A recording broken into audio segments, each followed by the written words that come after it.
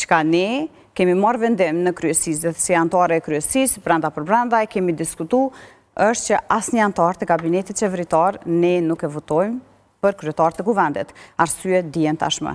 Është korrupsioni, janë shkeljet kushtetuese dhe të gjitha veprimet e tyre antiligjore dhe antikushtetuese, të cilat nuk i bëjnë për të qenë figura dhe personalitete kredibile për të qenë kryetar të parlamentit. Ka po shkojmë drejt zgjedhjeve apo kemi pas mundësi të mendoni të reflektimit si vetëvendosje? Në fakt, mendoj që zgjedhjet janë legjitime dhe qytetari do të vendoste prapë dhe do e shite si shpresë dhe do të bënte një rivlerësim, mendoj, për të gjithë deputetet, por dhe për subjektet politike.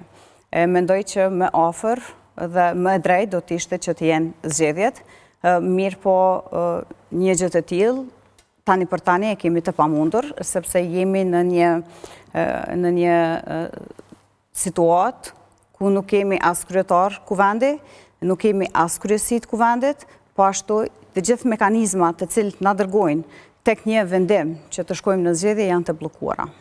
Arion, si komentoni insistimin e vetëvendosjes së kryeparlamentarit zgjedhet në mënyrë të msheftë? Ka të bëjë vetëm me ato që lejon kushtetuta dhe pse po konsiderohet që shkelje rregullore, pasi që rregulloria thotë nëse procedura nis fillim me votim të hapur duhet përfundimit të tillë. Si e komentoni insistimin për votim të fshehtë? Kjo flet më shumë për pushtetin, i cili dëshiron që në vend që të ketë transparencë dhe llogaridhënie para qytetarëve që na kanë besu dhe na kanë votu, të ketë një fshehtësi. Përderisa ne jemi deputet që votohemi me listë të hapur, vlerësoj që qytetari duhet ta di se cila është vota e secili deputet për një proces kaq të rëndësishëm për vendin tonë. Që të ketë ndërprerje të procesit dhe nga një proces i hapur që është votu në fillim të seancës së parë konstituive, të kaloj në votim të fshehtë, kjo nuk është as ligjore, mirë po nuk e lejon as kushtetuta. Dhe një gjë të tillë nuk do e lejojmë as ne si deputet të Partisë Demokratike të Kosovës, sepse ne vlerësojmë që duhet të jetë proces i hapur, vlerësojmë që qytetarët tonë duhet të dinë saktë secili deputet si votoi, dhe pazaret politike për të qenë në pushtet dhe për të zgjedh propozime të cilat nuk janë, do të thoja, nuk janë figura unifikuese për një pozitë të tillë, ne nuk do i pranojmë dhe nuk do i lejojmë. Pse po insiston vetëvendosja në votim të fshehtë? Pse po insiston? Ka diçka për shkak presionit më atleta, apo si komentoni insistimin e vetëvendosjes për votim të fshehtë? Insistimi i vetëvendosjes për votim të fshehtë vlerësoj që nuk është diçka e re, as për ne si akter politik, por as për qytetarët dhe mediat. E dim që të shkeljet ligje dhe kushtetuta nuk është ndonjë gabim i madh që ata e konsiderojnë, sepse një gjë të tillë kanë bërë plot 11 herë, kanë shkel kushtetutën sa kemi qenë në legjislaturën e kaluar dhe askush nuk është ndëshkuar dhe as nuk marrin përgjegjësi për këtë punë. Kështu që të ndrojnë nga një proces i hapur dhe demokratik në një proces të fshehtë, mendoj që provojnë të fitojnë ndonjë votë apo të fshejnë përgjegjësinë para qytetarëve, por vlerësoj që një gjë e tillë nuk do të lejohet dhe ne si Parti Demokratike nuk e lejojmë një gjë të tillë nëse varet prej votës tonë. Nuk po lejoni për shkak se keni frikë që mundet me pas interferim të deputetëve juaj të caktuar? Votimi i fshehtë ose jep hapësinë mundësisë për oferta, se dje yshtan tonë shkuni që thashë më ka thirrë dikush, ka thonë e kikit ministri, e këta, sa na votën. Është parim i demokracisë, llogaridhënia dhe përgjegjësia para qytetarëve që të kanë votuar.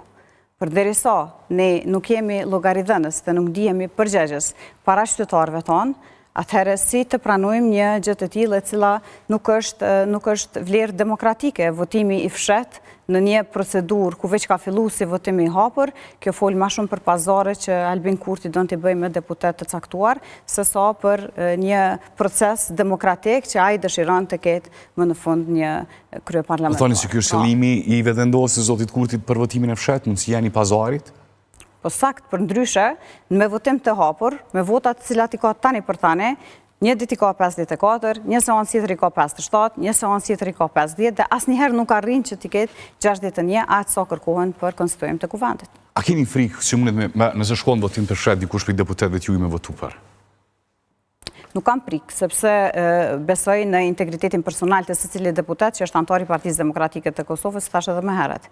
Mirë po, secili deputet e ka të drejtën e votës, ashtu si që vlerëson dhe mendon që është e duhur për vendin, dhe nuk vlerësoj që asnjëri prej tyre do të ndrojë qëndrim pse kemi votimin e fshat.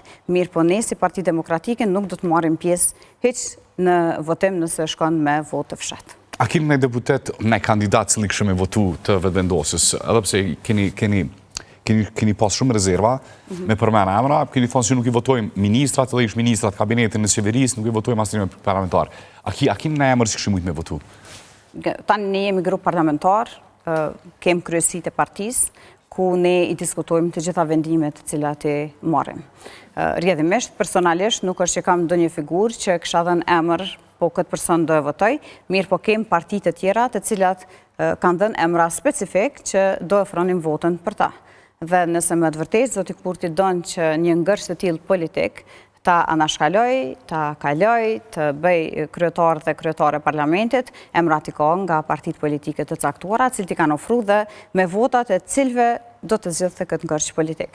Mirë po, kjo fol sakt që zoti Kurti nuk është interesuar që ta kaloj këtë ngërsh politik, më shumë flet për një lider i cili don që patjetër të mbajë detyrën e kryeministrit, të merr vendime të jashtëligjshme, të ketë ministrat në detyrë, po ashtu edhe ata të marrin vendime të jashtëligjshme dhe në fund të vjen një seancë në kuvend ku dështon dhe në fund të muajit të zgjedh se e merr rrugën si kryeministër apo si deputet që është zgjedhur me votat. Apo po shkelje kushtetuese e qeveria sot edhe sot e pa me mbledhjen, e patëm edhe një